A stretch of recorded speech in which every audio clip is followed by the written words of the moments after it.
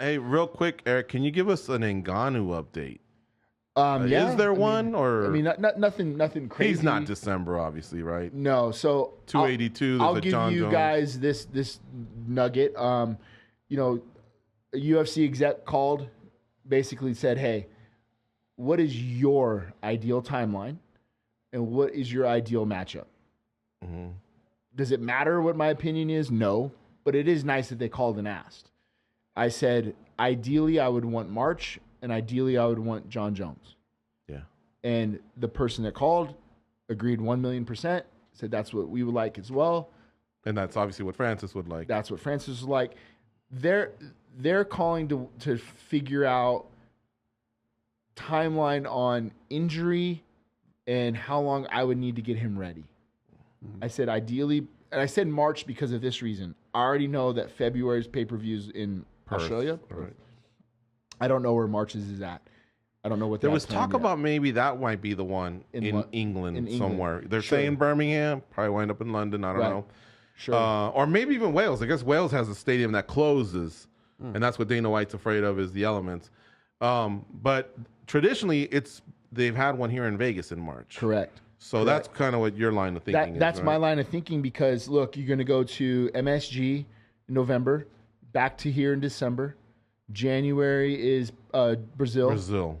February is supposed to be Perth, right? So it's usually like back to Vegas again or back at least to United States, I would imagine. So that's kind of what I was thinking March in my mind. Have you even trained with Francis yet? Yeah. They've released them to you where you can... Well, we're hitting pads and doing stuff on the bags. Got it. But, I mean, essentially that's what we were doing our last 4 weeks of training camp for Gone anyway. And how's he come back in terms of, like, is there a hunger there? You know, this is obviously adversity and injury, but you're seeing a guy that's excited about the comeback? Yeah, it seems the same to me. You know, it's just good having him in the room. You know, it's good kind of getting the band back together, if you will, you know, and that's the biggest thing for me, man, is the times in between camps should be the times that you're building your skill set. We were able to do those things, obviously, during COVID and in between Jairzinho and Stipe and then Stipe and Gone. We had that luxury of growing and building, and you guys have been able to see that in the cage. But that's as a coach where I miss that time.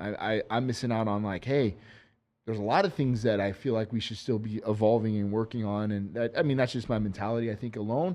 But if we get Jon Jones and that's the fight we're making, there's a lot there for us I think we're going to be working on, you know? That's what I wanted to ask you about. It's pretty much 3 years since we've last seen him. Correct. And now we're going to see him at heavyweight. How do you prepare for something like that?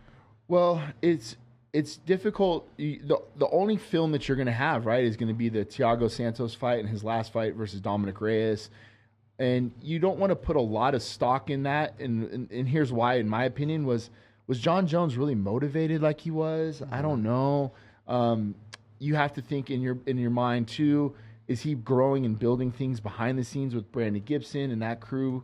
I would have to assume yes, right? So I could take those things and maybe look for some tendencies, but all the while, he also hasn't had the luxury of being able to spar and compete against a guy the size of Francis, the athletic ability of Francis. It's different. And that's why we talked about even yesterday, like, I don't want Jon Jones to be able to take a fight before us. I want him to have to figure everything out in the cage with Francis, not go fight Stipe and maybe win a decision and then go back to the drawing board and go, okay, here's the things I need to fix and get better at, and then come out a better version again. Right, yeah. Where Jon Jones is so good is that he gets those reps, right? He understands, okay, I can fix this, I can fix that. He's not naturally a guy who's going to walk around at heavyweight. He's building himself up to go fight at heavyweight. He's adding muscle to a frame that naturally isn't a heavyweight frame. So that oxygen's going to that muscle's going to command a certain amount of oxygen and cardio and do these things that, like, okay, you can do all that and figure that out, but it's going to be different when you have Francis Ngannou staring down in the middle of the cage with you. I always tell people it's like when you buy a new car, you can't treat it like your old car. Correct. You have to figure it out. I hit the gas. Yeah. This is when I hit the brake, and that takes a while. And in MMA and the UFC, you don't have time for that shit. You don't have time for that shit, man. You don't have that luxury. And who's the scariest dude on the planet right now?